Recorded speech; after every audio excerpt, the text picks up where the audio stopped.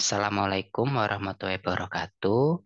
I'm going to present my article with the entitled Value Chain Mapping of Porang Commodity or Amorphous Mueleri in Wonogiri Regency. We are from Agribusiness Department, Faculty of Agriculture, University of 11 Maret. I'm Fani Widadi. Introduction. As we know, porang or Amorphous mueller is a commodity that has high value economic, mainly for export. According to Indonesian statistic data, from January to September 2020, the export value of porang is until 331,000 US dollar, or is nearly 90% of porang production in Indonesia is for the export market to China and Japan. As we know, porang is used as raw material for several industries such as paper, pen textile, and glue. In addition, porang has a high content of glucomonans, so it can also be used as ingredient for electrical insulation, toilet paper, and also cosmetic.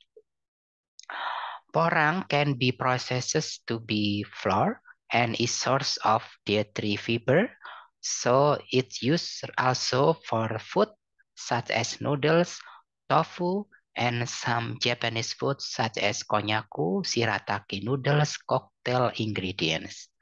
According to our survey in Wonogiri in 2021, the price of porang taber at the farmer level is around 3,000 until 3,500 per kilo.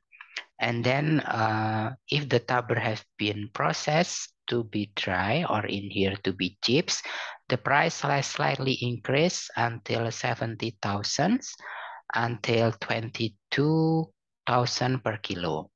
And if it will be processed further to be into glucomonan flavor, the price rose until 125,000 until 150,000 a kilo.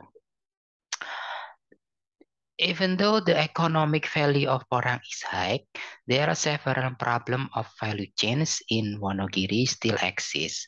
The first is the price of porang, value added, and also market share at the farmers level chains is lower than the other actor chains. And then also the asymmetric information appears that is between the farmer and wholesaler. In here, farmer don't have many information about the price than the wholesaler. And also the low coordination at the upstream chain level between the farmer and buyers. Therefore, the purpose of the study is want to describe the mapping value chain of porang in Wonogiri Regency. We will, in this paper, we will describe the value chain mapping, including the flow of the product, information, and also financial. In addition, we also explain the role of each actor is to increase the value of porang. For the collecting data, for the primary data, we get the data through interview all the actor the chains, such as farmer, wholesaler, at the rural level, at the sub-rural level, and also big wholesaler that have the contract to supply the porang to the processor. The respondent we select through snowball sampling, and here the number or the amount number of the actors that we interview to get the data of the value chain mapping.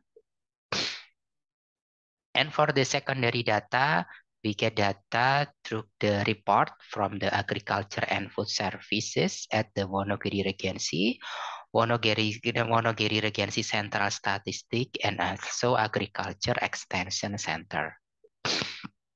For the analysis, we use value chain mapping analysis. The first thing is we identify actor who play role in marketing porang from the production until the final process, and also we identification the flow of information financial, and also product from the upstream to the downstream value chain. This is the production, porang production in Wonogiri. We get the data from the agriculture and food service at the Wonogiri Regency at the 2021 that the total land area in Wonogiri is 142,000 hectares, and the highest number land area is in the Karangtengah district. This is our result of the paper. This is the value chain mapping. We found 4 value chain mapping in the Wonogiri Regency. The first is value chain number 1. This is the farmer sell to directly to the processor. And then the value chain 2, porang farmer sell to the wholesaler at the sub-rural or district. And then the sub-rural sell to the big wholesaler, goes to the processor. And then the value chain 3, the farmer sells to the big wholesaler, and then big wholesaler goes to processor. And then the longest one is the value chain 4. This is for farmer sells to the wholesaler at the rural level, at the sub-rural level, big wholesaler, and then goes to the processor. And in here, every actor in the chains, there is the flow of the product, financial, and also information. The information flow such as quantity, quality, and also agreement between the actors. This is the role of each actor in the chain. The first thing, farmer porang have main activity about the cultivation activity. They do land preparation, seeding, planting, maintenance, harvesting, and cleaning. And then the wholesaler in here at the rural level, sub-rural level, and big wholesaler have main activity to distribute and also marketing the porang until to the processor. In here, for instance, at the wholesaler at the rural level, they purchase of porang at the farmers, and then they do marketing and also sorting. And the last actor is the processor. They have main activity to process the porang tubers to be the porang flour. In here, the processor doing something purchase of porang from wholesaler, and then they sorting, washing, and then drying, and also processing into flour. This is the mapping of value chains. Mapping of value chain in the Wonogiri Regency.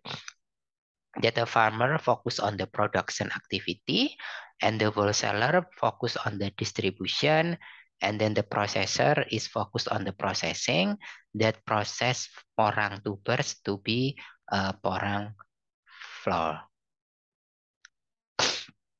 The conclusion of this study is the first. There are actors involved in the value chain of porang. There are farmers, wholesaler at the rural level, at the sub-rural level, and also big wholesaler that have the contract to supply porang, and also the processor.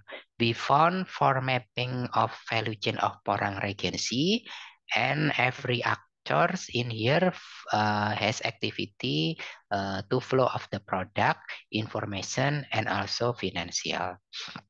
The farmer in here focus on the production, and the wholesaler focus on the distribution activity, and the processor focus on the processing of porang. This is our presentation.